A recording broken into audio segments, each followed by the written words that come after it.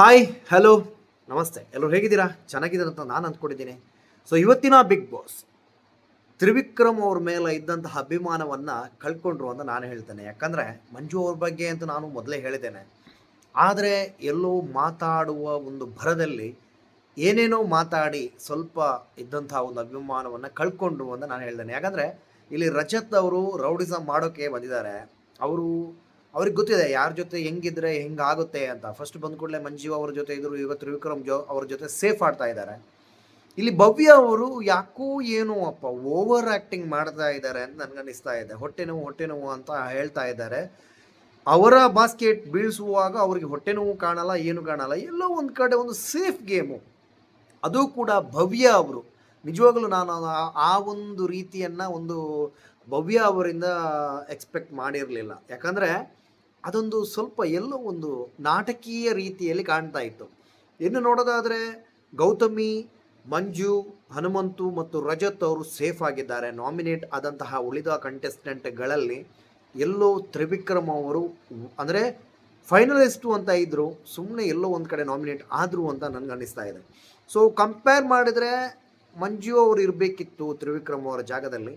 But ಅದನ್ನು sportive ಆಗಿ ತಗೊಳ್ಬೇಕಿತ್ತು ತ್ರಿವಿಕ್ರಮ್ ಅವರು ಅಂತ ನನಗನ್ನಿಸ್ತಾ ಇದೆ. ಎಲ್ಲೋ ಒಂದು ಸಿಂಗಲ್ ಮೀನಿಂಗಲ್ಲಿ ಅಥವಾ ಎಲ್ಲೋ ಒಂದು ಥೂ ಅಂತ ಒಗೆಯೋದೆಲ್ಲ ಬೇಡ ಇತ್ತು ತ್ರಿವಿಕ್ರಮ್ ಅವರೇ ಅಂತ ನನ್ನ ಒಂದು ಅನಿಸಿಕೆ.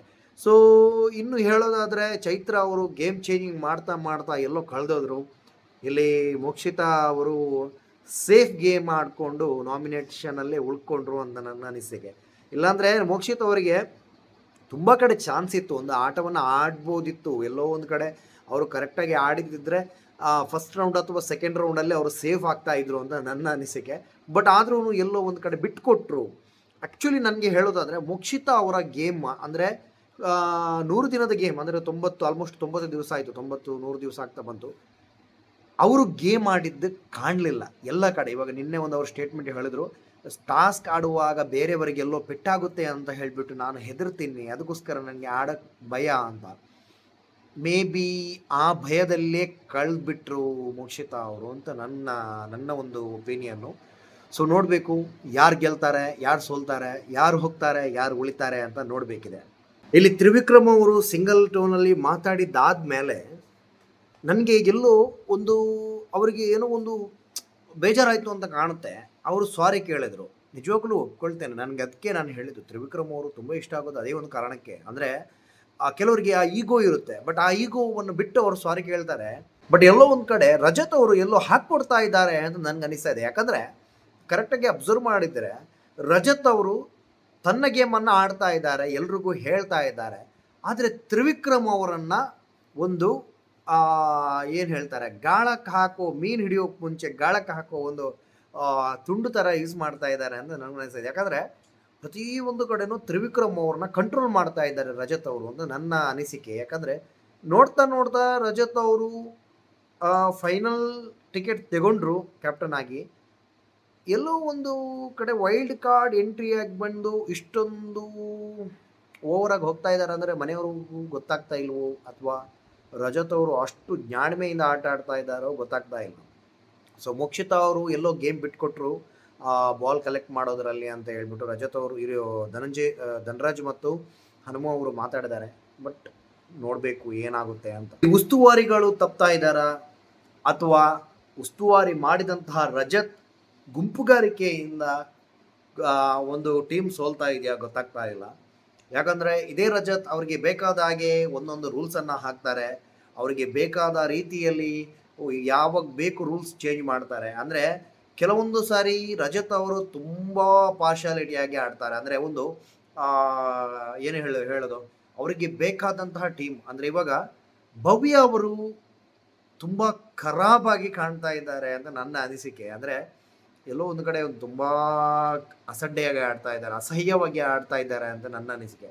ಇಲ್ಲಿ ರಜತ್ ಅವ್ರ ಬಗ್ಗೆ ನಾನು ಹೇಳೋದಾದರೆ ಸ್ಪೋರ್ಟಿವ್ ಆಗಿದ್ದಾರೆ, ಬಟ್ ಇಷ್ಟೊಂದು ಕಿರಿಕು, ಇಷ್ಟೊಂದು ತಲೆ ಚಿಟ್ಟಿಡಿಯುವಂತೆ ಬೇಕಾಗಿರಲಿಲ್ಲ. ಎಲ್ಲೋ ನಾನು ಈ ವಿಡಿಯೋದಲ್ಲಿ ಮಂಜು ಅವರ ಬಗ್ಗೆ ಮಾತಾಡೋದೇ ಇಲ್ಲ. ಯಾಕಂದರೆ ಆ ವ್ಯಕ್ತಿಯನ್ನು ಹೊಗಳೋಕ್ಕಂತೂ ಮನಸ್ಸೇ ಬರಲ್ಲ, ಬೈಯೋಕ್ಕೂ ಒಂದು ವರ್ಡ್ಸ್ಗಳೇ ಇಲ್ಲ ಅನ್ನೋ ರೀತಿಯಲ್ಲೇ ಆಗಿದೆ. ಯಾಕಂದರೆ ಅವರು ಇನ್ನೂ ಕೂಡ ಗೌತಮಿಯ ಹೊರತ ಕ್ಲಾರಿಟಿ ತಗೊಳ್ಳೋ ಪರಿಸ್ಥಿತಿಯಲ್ಲಿ ಇದ್ದಾರೆ. ಇಷ್ಟು ಕಿಚ್ಚ ಸುದೀಪ್ ಅವರು ಹೇಳಿದ್ದಾರೆ, ಇಷ್ಟು ಜನ ಹೇಳಿದ್ದಾರೆ, ಇಷ್ಟು ಮನೆ ಒಳಗಡೆ ಇದ್ದವರು ಹೇಳಿದ್ದಾರೆ, ಗೌತಮಿ ಖುದ್ದು ಅವರೇ ಹೇಳಿದ್ದಾರೆ. ಆದರೂ ಆ ವ್ಯಕ್ತಿಗೆ ಇನ್ನೂ ಬುದ್ಧಿ ಬರ್ತಾ ಇಲ್ಲ ಅಂತ ನನ್ನ ಅನಿಸಿಕೆ, ನನ್ನ ಪ್ರಕಾರ ನನಗೆ ಅನಿಸ್ತಾ ಇದೆ. ಸೊ ಉಸ್ತುವಾರಿ ರೀತಿ ಇದ್ದಾರಾ ಇಲ್ಲ ಅಂತ ನನಗೆ ಅನಿಸಿಕೆ. ಸೊ ನಿಮ್ಗೆ ಏನು ಅನಿಸುತ್ತೆ ದಯವಿಟ್ಟು ಹೇಳಿ. ರಜತ್ ಅವರ ಫೇವರಿಸಮ್ ಯಾರಿಗೆ ಕಾಣುತ್ತೋ ಇಲ್ಲವೋ ಗೊತ್ತಿಲ್ಲ. ರಜತ್ ಅವರು ತುಂಬ ಫೇವರಿಸಮ್ ಮಾಡ್ತಾ ಇದ್ರು, ಆದ್ರೂ ತ್ರಿವಿಕ್ರಮ್ ಅವರು ಮತ್ತು ಭವ್ಯ ಅವರಿಗೆ ಸರಿ ಕಾಣ್ತಾ ಇಲ್ಲ ರಜತ್ ಅವ್ರು ಮಾಡಿದ್ದು. ಯಾಕಂದರೆ ಅವ್ರ ಟೀಮ್ ವಿನ್ ಆಗಬೇಕು, ಅವ್ರ ಟೀಮ್ಗೋಸ್ಕರ ಇವರು ಫೇವರಿಸಮ್ ಮಾಡಬೇಕು. ಎಲ್ಲೋ ರಜತ್ ಅವರು ಫೇವರಿಸಮ್ ಮಾಡ್ತಾ ಇದ್ರು, ಆದರೆ ಒಂದು ಫೈನಲ್ ಆಗಿ ಸ್ವಲ್ಪ ಎಲ್ಲೋ ಅವರಿಗೆ ಅರ್ಥ ಆಯಿತು ಅಂತ ಕಾಣುತ್ತೆ. ಜನ ನೋಡ್ತಾ ಇದ್ದಾರೆ, ಜನ ಎಲ್ಲೋ ತಪ್ಪು ತಿಳ್ಕೊಳ್ತಾ ಇದ್ದಾರೆ ಅಂತ ಹೇಳಿಬಿಟ್ಟು ಸಡನ್ ಆಗಿ ಅವರು ಸ್ವಲ್ಪ ಚೇಂಜ್ ಆದರು, ಸ್ವಲ್ಪ ಆ್ಯಕ್ಟಿವ್ ಆದರು ಅಂತ ನನ್ನ ಅನಿಸಿಕೆ.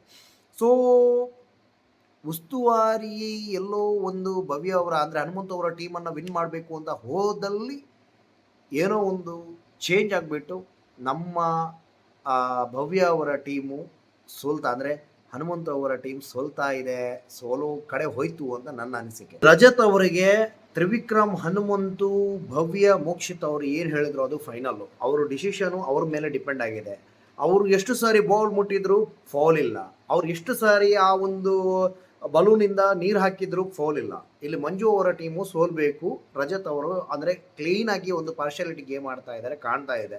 ಸೊ ನೋಡಬೇಕು ಕಿಚ್ಚ ಸುದೀಪ್ ಅವ್ರ ಈ ಬಗ್ಗೆ ಮಾತಾಡ್ತಾರಾ ಇಲ್ವಾ ಅಂತ. ನನಗೆ 100% ಇದೆ ಕಿಚ್ಚ ಸುದೀಪ್ ಅವರು ಮಾತಾಡಲ್ಲ ಅಂತ, ಯಾಕಂದರೆ ಅವರು ರಜತ್ ಅವರಿಗೆ ಮಾತಾಡಲಿಕ್ಕೆ ಭಯ ಪಡ್ತಾ ಇದ್ದಾರೆ. ಸೊ ನೋಡ್ಬೇಕು ಏನಾಗುತ್ತೆ ಅಂತ. ಇಲ್ಲಿ ಕಡೆಗೂ ಒಂದಂತೂ ಕ್ಲಿಯರ್ ಆಗಿ ಆಯಿತು, ರಜತ್ ಅವರು ತಪ್ಪು ಮಾಡಿದ್ದಾರೆ ಅಂತ ಎಲ್ಲಿ ಗೊತ್ತಾಯ್ತು.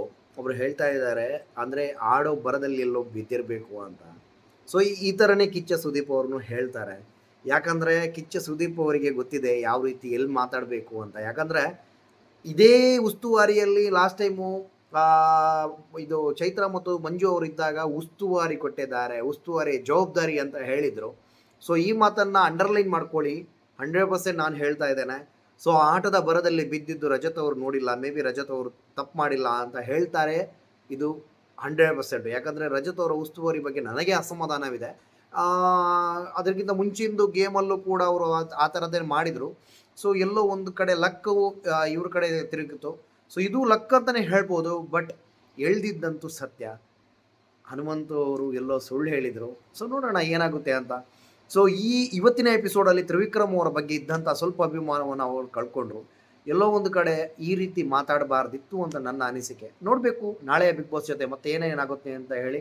ಸೊ ಟೇಕ್ ಕೇರ್, ಬಾಯ್, ಗುಡ್ ನೈಟ್.